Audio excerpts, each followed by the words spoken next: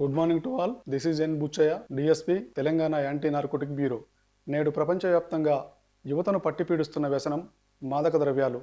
Police, drug enforcement ఏజెన్సీలు మాదక ద్రవ్యాలను seize చేయడం ఎంత ముఖ్యమో వాటిని సకాలంలో ధ్వంసం చేయటం అంతే ముఖ్యం. ఎందుకంటే మాదక ద్రవ్యాలు అపాయకరమైనవి. మార్చివేయుట లేదా దొంగిలించుటకు అవకాశం ఉండుట, ఎక్కువ కాలం నిల్వ ఉంచితే ఎలుకలు, ఇతర క్రిమికీటకాల వలన చెడిపోవచ్చు. తద్వారా కోర్టులందు సమస్యలు తలెత్తవచ్చు. కనుక section 52A NDPS act rules ప్రకారం న్యాయమూర్తి సమక్షంలో ఇన్వెంటరీ మరియు శాంపిల్స్ తీయించి ఎఫ్ఎస్ఎల్ రిపోర్ట్ అందినాక డ్రగ్ డిస్పోజల్ కమిటీలు పొల్యూషన్ కంట్రోల్ బోర్డు నిబంధనల మేరకు ఇన్సినరేషన్ పద్ధతిలో సాధ్యమైనంత తొందరగా డ్రగ్స్ దహనం చేయాలి.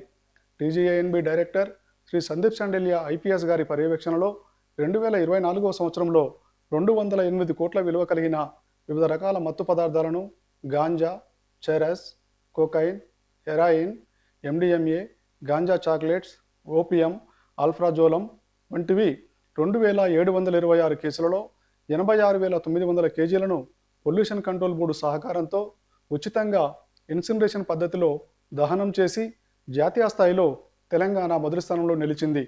ఇందుకు గాను ministry of home affairs, narcotic control బ్యూరోలు టీజీఐఎన్బి పనితీరును అభినందించడమే కాకుండా తెలంగాణ పద్ధతులను అనుసరించమని మిగతా రాష్ట్రాలను కోరడం జరిగింది.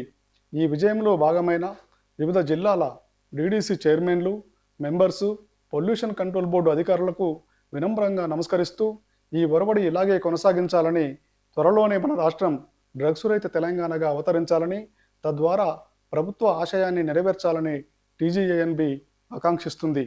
Thank you.